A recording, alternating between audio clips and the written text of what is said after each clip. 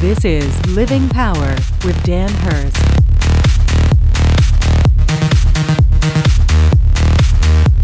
Live aggressively and let God reveal himself to you. Because, and this is part of that living aggressively, understand and remember that God thinks bigger than you do.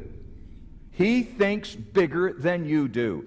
And we saw 1 Corinthians 2:9 last Sunday. Eye has not seen, nor ear heard, nor have entered into the heart of man the things which God has prepared for those who love him.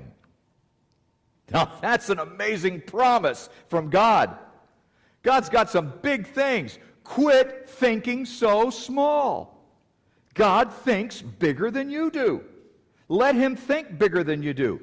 And let him think bigger in your life. Let him accomplish what it is that he wants to accomplish in and through your life. Not your version of big, but God's version of big.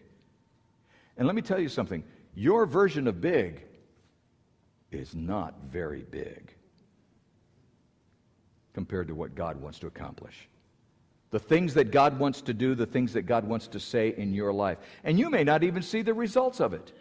You may not ever even understand it, here on earth. I often think of the story of Job, and I think Job went through that, but look what the big things that God accomplished through Job. I mean, he's taught millions of people about how God deals with man, particularly in crisis situations. It's just it's amazing insight. Sometimes we don't understand what it is that God is up to. And sometimes we're part of a connected network plan where God is using several people to make a difference in some issue. We're just part of it, but God's thinking bigger than we do. And he's involving more tools in the toolbox than just one sometimes. God thinks bigger than you.